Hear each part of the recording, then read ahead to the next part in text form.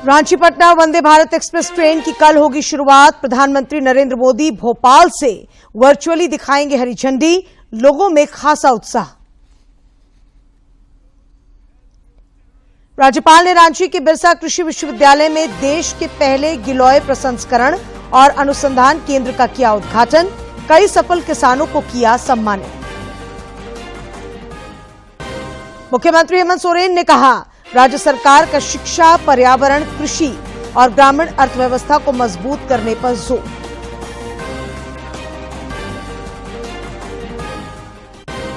और नक्सलियों के खिलाफ चलाए जा रहे राज्यव्यापी अभियान में पुलिस को बड़ी सफलता।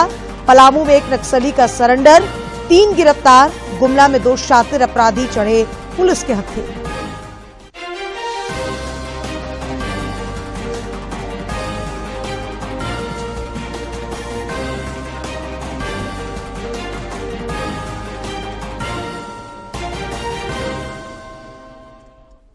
नमस्कार, खबरें झारखंड में आपका स्वागत है। मैं हूं डॉक्टर अशीता आनंद और अब समाचार विस्तार से।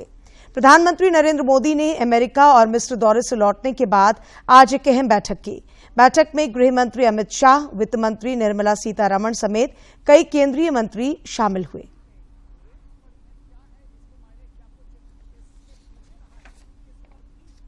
गृह मंत्री अमित शाह, शहरी विकास एवं पेट्रोलियम मंत्री हरदीप सिंह पुरी सहित वरिष्ठ अधिकारी मौजूद रहे।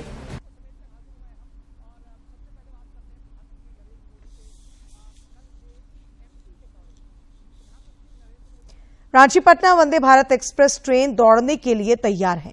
कल प्रधानमंत्री नरेंद्र मोदी भोपाल से इसका वर्चुअल शुभारंभ करेंगे। ट्रेन के उद्घाटन को लेकर रांची रेलवे स्टेशन पर भी विशेष तैयारी की गई है। 28 जून को इसका परिचालन आधिकारिक रूप से शुरू हो जाएगा। इसके लिए टिकटों का रिजर्वेशन जारी है और लोगों का जबरदस्त रिस्पांस भी मिल रहा है। वंदे भारत एक्सप्रेस ट्रेन मंगलवार को सुबह 10:30 बजे प्रधानमंत्री नरेंद्र मोदी के हरी झंडी दिखाने के साथ ही रांची से पटना के लिए रवाना हो जाएगी। पहले दिन कुछ खास लोगों के साथ रांची के विभिन्न स्कूलों के 100 से अधिक बच्चों को इस ट्रेन में सफर कराया जाएगा। द्रुत गति की इस ट्रेन पर सफर को लेकर बच्चे बेहद उत्साहित हैं। कि मैं पहली बार वंदे भारत एक्सप्रेस में बैठने वाला हूँ। ये हमारे देश के लिए बहुत गर्व का विषय है। भारत एक्सप्रेस में जाने वाले हैं, जिसके लिए मैं बहुत खुश हूँ। मैं इतना खुश हूँ कि वैसे बयान नहीं कर सकता। वंदे भारत एक्सप्रेस झारखंड की खूबसूरत वादियों से गुजरेगी और इस दौरान लोगों को कई सुरंगों का नजारा भी देखने को मिलेगा। झारखंड के लोगों में इस ट्रेन को लेकर खासा उत्साह देखा जा रहा है। ट्रेन के ट्रायल रन के दौरान इसके दीदार को लेकर लोग जगह जगह खड़े नजर आए। यहाँ तक कि मौका मिलने पर सेल्फी लेने से भी लोग नहीं चुके। नॉर्मल ट्रेन के मुकाबले बहुत अच्छी है, वही बस देखने आया था। टनल है, ये चारों टनल में इस तरह से लाइट लगाया गया है, काफी खूबसूरत है। और कोडरमा को जितने भी लोग गुजरेंगे, कोडरमा कोई भुला नहीं सकता। आज का दिन और इसलिए महत्वपूर्ण हो गया कि कोडरमा से रांची जाने में हम 3 घंटा 3-4 घंटे के अंदर रांची पहुंचेंगे। देख रहे, बहुत ही प्राउड मोमेंट था कि देखे हम लोग, और ये गर्व की बात है। रामगढ़, हजारीबाग, पूरे झारखंड की गर्व की बात है। झारखंड को वंदे भारत एक्सप्रेस ट्रेन की सौगात मिलने से आम से लेकर खास तक बेहद खुश नजर आ रहे हैं। रांची के सांसद संजय सेठ ने कहा कि उनकी कोशिश है कि रांची से हावड़ा और वाराणसी के लिए वंदे भारत ट्रेन का परिचालन जल्द शुरू हो। उन्होंने यह भी कहा कि वंदे भारत ट्रेन देश में रेलवे के क्षेत्र में बड़ी क्रांति का नमूना है। वंदे भारत जिस तरह रोड सेक्टर में क्रांति आई, उसी तरह रेल सेक्टर में भी क्रांति। समय बचेगा और मैं जब 27 तारीख को माननीय प्रधानमंत्री जी इसका उद्घाटन करेंगे, निश्चित रूप से रांची वासी ही नहीं, पूरा झारखंड खुश है। और रांची वासियों को तो बहुत बड़ा उपहार वंदे भारत के रूप में मिला है और बहुत जल्दी 2 ट्रेनों का उपहार मिलेगा। इससे पहले इस ट्रेन का 3 ट्रायल रन किया गया है। तीनों ही परीक्षण यात्रा पूरी तरह सफल रही है। यह ट्रेन रांची से मिश्रा, बरकाकाना, हजारीबाग टाउन, कोडरमा और गया के रास्ते करीब 6 घंटे में पटना पहुंचेगी। ये वंदे भारत एक्सप्रेस ट्रेन का इंतजार खत्म होने जा रहा है। 27 जून को प्रधानमंत्री नरेंद्र मोदी भोपाल से इस ट्रेन को हरी झंडी दिखाएंगे। यह ट्रेन यहां से पटना तक का सफर 6 घंटे में पूरा करेगा और उसके बाद ये जो कह सकते हैं खूबसूरत वादियों से ये ट्रेन गुजरेगी और लोग जो खूबसूरत वादियां हैं उसका दीदार भी इस ट्रेन के जरिए कर सकेंगे। अपने सहयोगी राज मनोहरन के साथ मैं दिवाकर कुमार, दूरदर्शन समाचार, रांची। मुख्यमंत्री हेमंत सोरेन ने कहा है कि सरकार एक बेहतर विजन के साथ राज्य को आगे बढ़ाने का काम कर रही है। वे आज रांची में एक निजी चैनल के कॉन्क्लेव में अपने विचार व्यक्त कर रहे थे। मुख्यमंत्री ने कहा कि राज्य में शिक्षा, पर्यावरण, कृषि और ग्रामीण अर्थव्यवस्था को सुदृढ़ और सशक्त करने का कार्य निरंतर जारी है।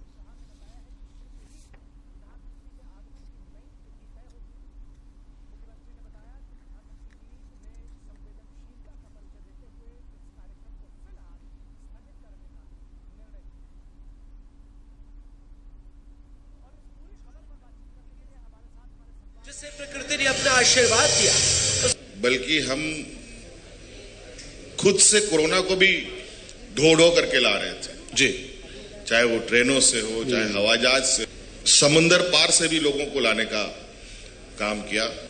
2022-23 का जो समय है या 21 के लास्ट समय से ही कई चीजें धड़ाधड़, बहुत ऐतिहासिक निर्णय के साथ हम आगे बढ़े।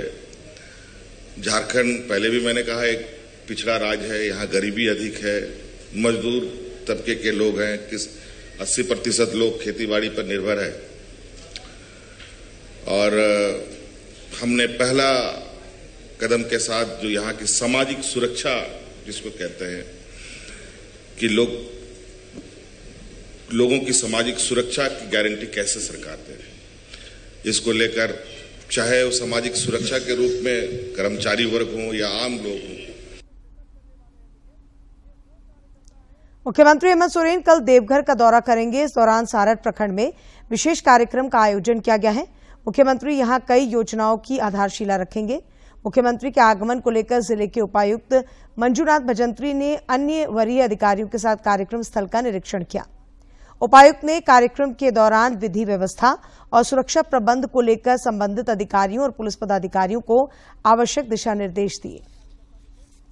रांची के बिरसा कृषि विश्वविद्यालय का आज 43वां स्थापना दिवस समारोह मनाया गया।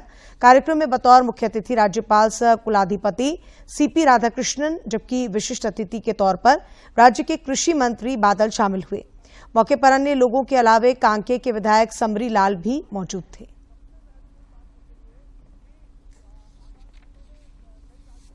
रांची के कांके स्थित बिरसा कृषि विश्वविद्यालय के स्थापना दिवस समारोह के दौरान राज्यपाल ने देश का पहला गिलोय प्रसंस्करण और अनुसंधान केंद्र का उद्घाटन किया।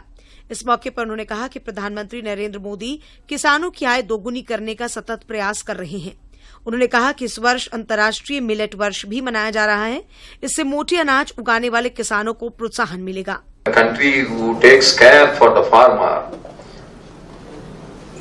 Those who are worked in the administrative section will get the pensions. Those who have worked for the food grains of the nation will never get anything. But Modi ji has announced that 3 times in a year that he will give 6,000 rupees. 2,000 plus 2,000. That is the pension for our agriculturists. He is taking every step, and we all know we are one of the paddy producing state. What was the paddy procurement rate before 9 years, and today there is a huge rise. कार्यक्रम में मौजूद कृषि मंत्री बादल ने कहा कि कृषि विश्वविद्यालय को आगे ले जाने में राज्य सरकार हर संभव मदद करेगी। उन्होंने कहा कि जल्द ही राज्य में वेटरनरी यूनिवर्सिटी की भी स्थापना की जाएगी। शिक्षक हैं, कर्मचारी हैं, उनके लिए, बल्कि पेंशनर के लिए भी हमने किया है। प्रोन्नति की जो बात की है वो हमने किया है, कुछ प्रोसेस में है। इन सब चीजों को लेकर सबसे बड़ी बात है कि हमें अपने झारखंड के किसानों के लिए एक अग्रणी इंस्टीट्यूट, एक इंस्टीट्यूशन बनके उनका जो विश्वास है बिरसा में, वो कैसे बना रहे। इस अवसर पर बीएयू के कुलपति डॉक्टर ओंकार नाथ सिंह ने विश्वविद्यालय की उपलब्धियों का जिक्र भी किया। उन्होंने कहा कि यहाँ के विद्यार्थी देश में ही नहीं विदेशों में भी अपना योगदान दे रहे हैं। Most of the problems and institution is back on the track now. Against the total 592 sanctioned post of the teachers and scientists, only 69 regular persons are in position in this university. BAU के स्थापना दिवस समारोह के दौरान सफल किसानों के अलावा सेवानिवृत्त शिक्षकों, कर्मचारियों और विजेता विद्यार्थियों तथा कर्मचारियों को भी सम्मानित किया गया। रांची से सरिता की रिपोर्ट। धनबाद मंडल रेल अस्पताल के एक स्वास्थ्य कर्मी के कपड़े उतरवाने का मामला अब तूल पकड़ता जा रहा है। केंद्रीय शिक्षा राज्य मंत्री अन्नपूर्णा देवी ने एक ट्वीट के जरिए रेल मंत्री अश्विनी वैष्णव से पूरे मामले की जांच कराने और दोषी के खिलाफ समुचित कार्रवाई करने की मांग की है। भाजपा विधायक दल के नेता बाबूलाल मरांडी ने सावित्री फूले किशोरी समृद्धि योजना में अनियमितता का आरोप लगाया है। उन्होंने कहा कि प्रखंड कार्यालयों में इससे संबंधित फॉर्म जमा कराने के लिए अवैध राशि की मांग की जा रही है। रांची के सांसद संजय सेठ ने भाजपा द्वारा चलाए जा रहे महाजनसंपर्क अभियान के तहत आज हटिया विधानसभा क्षेत्र के तिरंगा चौक पर स्थानीय लोगों से संपर्क किया। इस दौरान उन्होंने केंद्र सरकार के 9 वर्षों की उपलब्धियों का जिक्र किया। इस कड़ी में वे गोरखा कॉलोनी भी पहुंचे और गोरखा समाज के प्रबुद्ध लोगों को सम्मानित भी किया। मुख्यमंत्री हेमंत सोरेन की अध्यक्षता में आज राज्य मंत्रिपरिषद की बैठक हुई। इस बैठक में विभिन्न विभागों के करीब 2 दर्जन प्रस्तावों को स्वीकृति प्रदान की गई। एवं तकनीकी शिक्षा विभाग से विनोबा भावे विश्वविद्यालय हजारीबाग अंतर्गत रामगढ़ जिले के गोला में डिग्री महाविद्यालय के निर्माण कार्य हेतु 25 करोड़ 2 लाख रुपए मात्र की प्रशासनिक स्वीकृति के संबंध में। तीसरा प्रस्ताव भी उच्च एवं तकनीकी शिक्षा विभाग से आरोग्यम इंटरनेशनल विश्वविद्यालय विधेयक 2023 के अनुमोदन के संबंध में।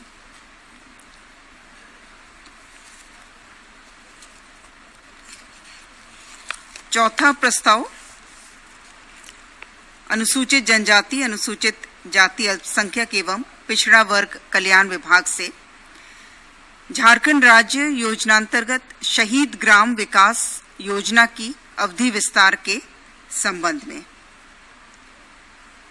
इसके तहत वर्तमान में 10 शहीदों के नाम पर विभिन्न जिलों में ग्राम चयनित हैं जहां ग्राम विकास योजना क्रियान्वित है और इस योजना को 2025-26 तक अवधि विस्तार देने पर मंत्रिपरिषद की स्वीकृति दी गई।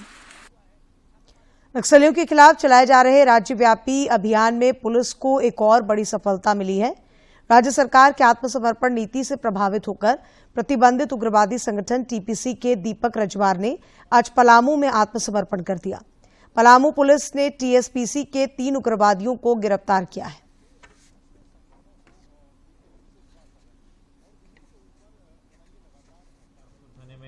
डाल्टनगंज शहर थाने में सभी जगह पे केस दर्ज है इनके ऊपर। नक्सली गतिविधियों में काफ़ी संलिप्त रहे हैं अपने समय पे ये, और आज इन्होंने आत्मसमर्पण किया है पलामू पुलिस के समक्ष।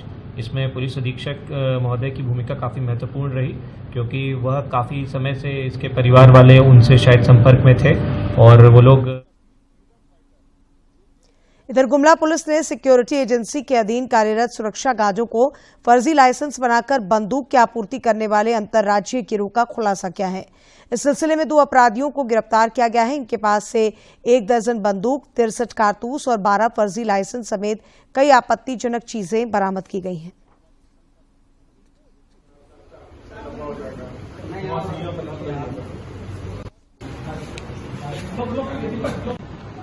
हमने 3 दिन छापामारी करके इसमें जो गन बरामद किया है 12 गन हम लोग के पास आए हैं और उस संबंध में जब आर्म्स लाइसेंस का जो सत्यापन किया गया सारे फर्जी पाए गए, जिन्होंने हमने जिला जो दंड अधिकारी उनके रिपोर्ट में दर्शाया है कि इनका कोई रिकॉर्ड्स नहीं है जिले में। भारत सरकार के सूचना एवं प्रसारण मंत्रालय के पत्र सूचना कार्यालय द्वारा कल पलामू जिला मुख्यालय डाल्टनगंज में वार्तालाप कार्यक्रम का आयोजन किया गया है। पीआईबी अधिकारी ओंकार पांडे और गौरव पुष्कर ने बताया कि इस दौरान ग्रामीण पत्रकारिता पर विशेष कार्यक्रम का आयोजन किया जाएगा।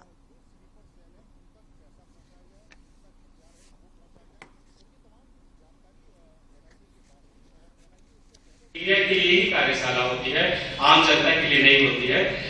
सभी जिलों में इस तरह के कार्यक्रम आयोजित करते हैं। और इसी कड़ी में झारखंड में भी इस तरह के आयोजन होते रहते हैं। अपनी विभिन्न मांगों को लेकर सहिया दीदियों ने आज रांची के मोराबादी मैदान में प्रदर्शन किया।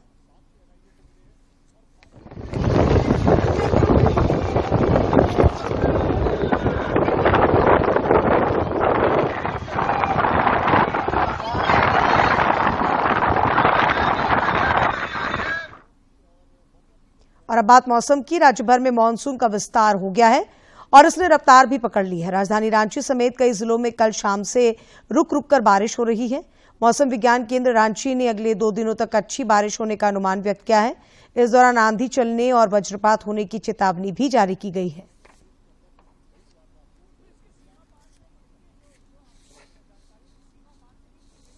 और अब एक नजर डालते हैं प्रमुख शहरों के आज के तापमान पर। राजधानी रांची का अधिकतम तापमान 28.2 और न्यूनतम 20.4 डिग्री सेल्सियस रिकॉर्ड किया गया। जमशेदपुर का अधिकतम तापमान 31.3 और न्यूनतम 25.6 तथा डाल्टनगंज का अधिकतम तापमान 34.1 और न्यूनतम तापमान 26.7 डिग्री सेल्सियस रिकॉर्ड किया गया। दिल्ली के जंतर मंतर पर आयोजित पहलवानों का धरना खत्म हो गया है।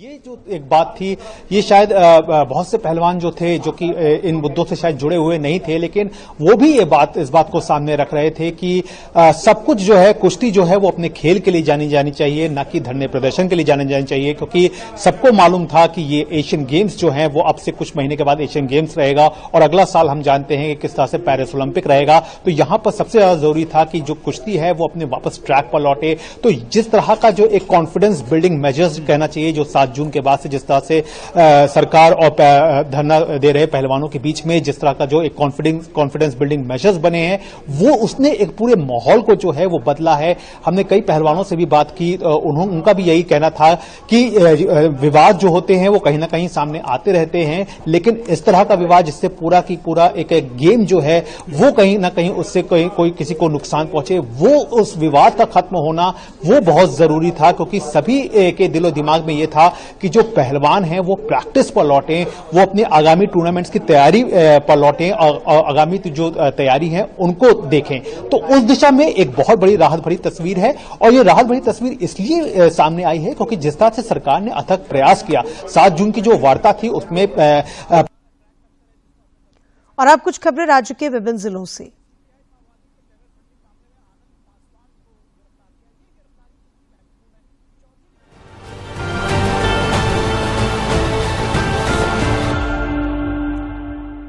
बरियातू स्थित सेना की जमीन से जुड़े घोटाला मामले में कोलकाता के व्यवसायी अमित अग्रवाल और दिलीप घोष ने ईडी कोर्ट से जमानत की गुहार लगाई है। दोनों आरोपितों ने अपने अधिवक्ता के माध्यम से आज ईडी के विशेष न्यायाधीश की अदालत में जमानत याचिका दाखिल की है। इस पर सुनवाई के लिए 1 जुलाई की तिथि निर्धारित की गई है। भाजपा नेत्री के साथ ढुल्लू महतो द्वारा कथित दुष्कर्म के प्रयास मामले में झारखंड उच्च न्यायालय में आज सुनवाई हुई। न्यायमूर्ति नवनीत कुमार की अदालत ने ढुल्लू महतो के खिलाफ यौन शोषण मामले में चल रही निचली अदालत की कार्यवाही पर अगली सुनवाई तक रोक लगा दी है। गिरिडीह जिले के खेड़ा में रविवार की रात शादी समारोह के दौरान करंट लगने से एक व्यक्ति की मौत हो गई। परिजनों ने बताया कि उनके घर में शादी की रस्म चल रही थी। माइक देने के क्रम में व्यक्ति को करंट लग गया। इलाज के लिए अस्पताल ले जाया गया, जहां चिकित्सकों ने उन्हें मृत घोषित कर दिया। साहिबगंज जिले के जिरवावाड़ी थाना क्षेत्र के धोबिया घाट स्थित भवनाथपुर में रविवार देर रात एक दंपत्ति को अपराधियों ने गोली मार दी। इस घटना में पत्नी की मौके पर ही मौत हो गई, जबकि पति की हालत गंभीर बनी हुई है। रांची के अनुसंधान प्रशिक्षण विद्यालय होटवार में 28 जून तक पॉक्सो एक्ट को लेकर कार्यशाला का आयोजन किया गया है। कार्यशाला को कारगर बनाने के लिए पुलिस के साथ बाल कल्याण समिति, चिकित्सक और एनजीओ को भी जोड़ा गया है। इस कार्यशाला में आज पुलिस महानिदेशक भी शामिल हुए और इस संबंध में कई जानकारियां दी। गिरिडीह जिले के पीटान प्रखंड के प्रखंड आपूर्ति पदाधिकारी ने आज प्रखंड के कई जन वितरण प्रणाली दुकानों का औचक निरीक्षण किया। निरीक्षण के दौरान पीडीएस दुकानों की संपूर्ण व्यवस्था का जायजा लेते हुए उपभोक्ताओं और डीलरों से भी जरूरी जानकारी ली। उन्होंने सभी विक्रेताओं को पारदर्शिता के साथ उपभोक्ताओं को सही मात्रा में खाद्यान्न देने का निर्देश दिया। साहिबगंज जिला प्रशासन की ओर से आज बालिका कबड्डी खिलाड़ियों को स्पेसिफिक जूता, track suit, T shirt, Jersey pant, hurdles, ladder आदि उपलब्ध कराए गए। उपायुक्त रामनिवास यादव ने खिलाड़ियों को जल्द से जल्द खेल स्टेडियम बनवाने का आश्वासन भी दिया। Ramgarh chamber of commerce and industries ने वार्षिक आम सभा का आयोजन किया। इस कार्यक्रम में बड़कागांव विधायक अंबा प्रसाद शामिल हुई। इस दौरान उन्होंने चेंबर ऑफ कॉमर्स की समस्याओं का जल्द से जल्द समाधान करने का आश्वासन दिया। Centre for social and environmental research की अंतर्राष्ट्रीय शोध पत्रिका द बायोब्रियोश की नई वेबसाइट का लोकार्पण किया गया। साथ ही रांची विश्वविद्यालय के बॉटनी विभाग के डॉक्टर प्रसन्नजीत मुखर्जी को इस शोध पत्रिका का नया प्रधान संपादक बनाया गया।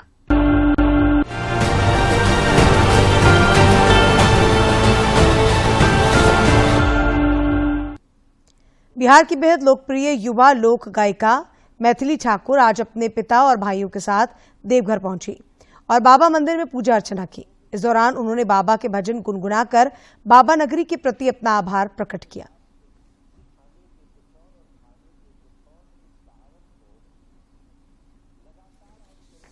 लोक गायिका मैथिली ठाकुर आज दूसरी बार देवघर पहुंची। इस दौरान उन्होंने कहा कि भले लोग आज फूहड़ गीतों की ओर बढ़ रहे हों, लेकिन अपनी माटी और अपनी कला संस्कृति के प्रति जुड़ाव उनके संगीत और साधना का मुख्य लक्ष्य है। या फिर राम सीता विवाह, स्पेशली मेरे दादा पापा सब लोग यही गाते आ रहे हैं, यही सुनते आ रही हूँ, तो इसी से सब चीजें हो पाई। मैथिली ठाकुर ने कहा कि संगीत उन्हें विरासत में मिला है और पूरा परिवार संगीत से खुद को जोड़कर अपनी कला संस्कृति को बचाने की मुहिम में लगा है। उन्होंने बताया कि हिंदुस्तानी शास्त्रीय संगीत के अलावा लोक संगीत का प्रशिक्षण उन्हें पिता और दादा से मिला है। मैथिली ठाकुर ने इस मौके पर बाबा के एक छोटे से भजन की प्रस्तुति भी दी। हम आयल छी भिखरिया आहा के दुवरिया ना, बाबा बैद्यनाथ हम आयल छी भिखरिया आहा के दुवरिया ना।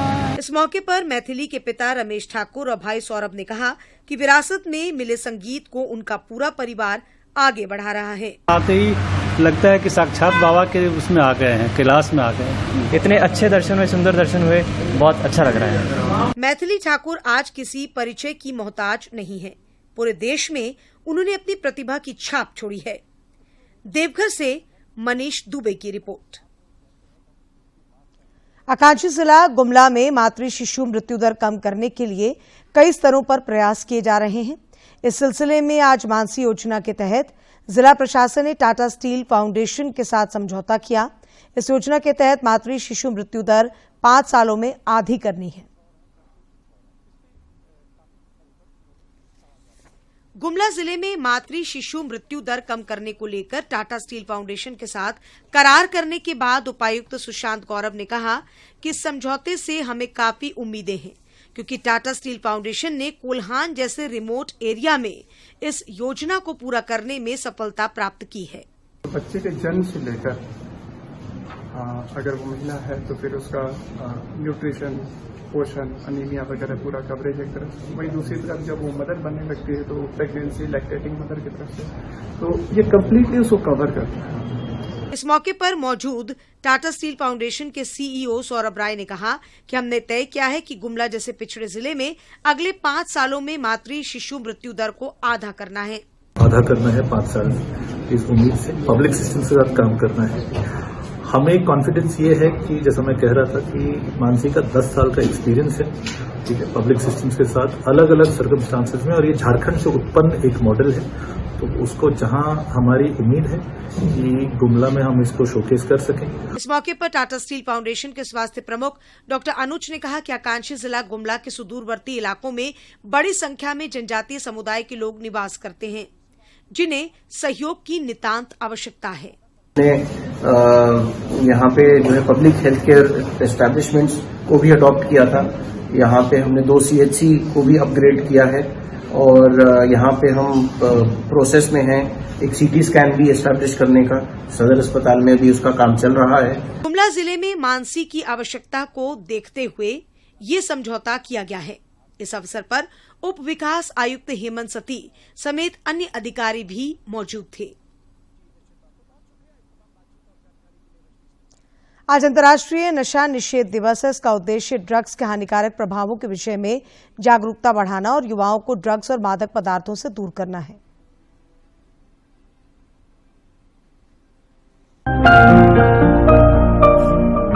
नशे की लत स्वास्थ्य के लिए एक बड़ा खतरा है।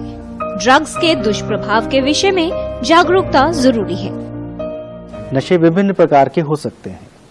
इन नशों का असर दिमाग पर कुछ समय के लिए जरूर अच्छा महसूस होता है, लेकिन लंबे समय में यही असर दिमाग को नशे का आदी बना देता है और ऐसे में व्यक्ति के लिए संभव नहीं रह जाता कि वो बिना नशे के काम कर सके। नशा करने वाले व्यक्ति की पहचान के लिए उसके स्वभाव और उसके व्यक्तित्व में बदलाव की तरफ खास ध्यान देना चाहिए। ऐसे व्यक्ति अक्सर परिवार से कटने लगते हैं, दोस्तों के साथ समय व्यतीत करना पसंद नहीं करते, उनके खान पान, सोने और दूसरी आदतों में भी बदलाव आने लगता है। स्वभाव में चिड़चिड़ापन और गुस्सा बच्चों और किशोरावस्था में खास तौर पे स्कूल की तरफ ध्यान देने में कमी, पढ़ाई में कमजोरी, फेल हो जाना या पैसे की डिमांड करना या पैसे की जरूरत बढ़ते जाना इस बात के सूचक हो सकते हैं कि बच्चा शायद नशे की तरफ आकर्षित हो चुका है। नशे की लत के लक्षणों को पहचान कर उसका सही इलाज करवाना जरूरी है।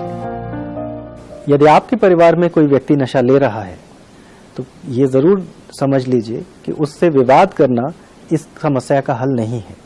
जरूरत है ऐसे व्यक्ति की परेशानी को समझने की, उसको सहानुभूति और आदर के साथ इलाज के बारे में जानकारी देने की।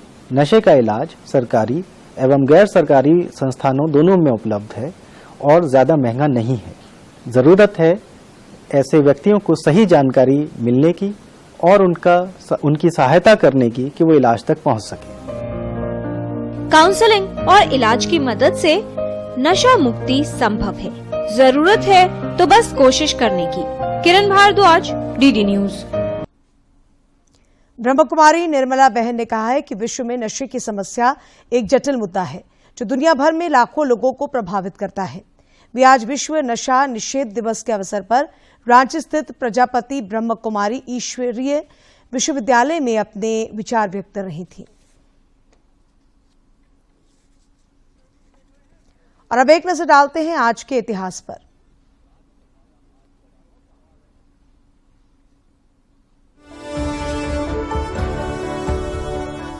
26 जून साल 1918 को मेजर रामा राघोबा राणे का जन्म कर्नाटक के कारवाड़ जिले में हुआ।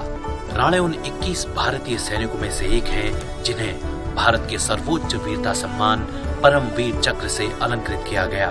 देश के लिए समर्पित राणे को साल 1930 में असहयोग आंदोलन ने बेहद प्रभावित किया। 1940 में द्वितीय विश्व युद्ध के दौरान ही उनका चयन सेना में हो गया।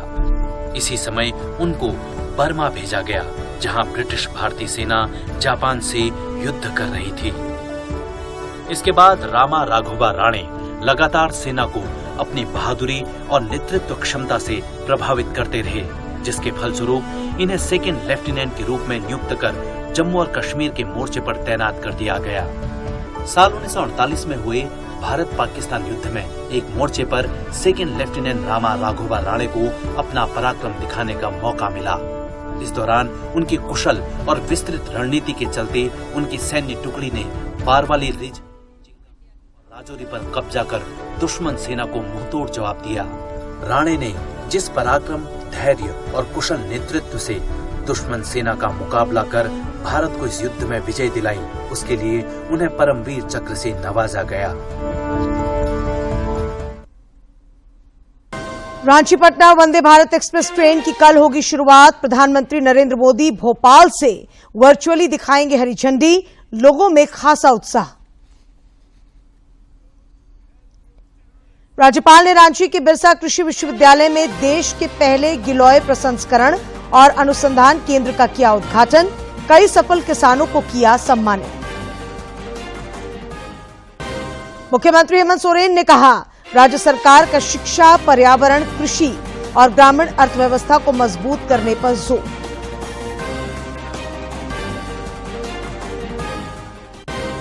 और नक्सलियों के खिलाफ चलाए जा रहे राज्यव्यापी अभियान में पुलिस को बड़ी सफलता। पलामू में एक नक्सली का सरेंडर, 3 गिरफ्तार। गुमला में 2 शातिर अपराधी चढ़े पुलिस के हत्थे।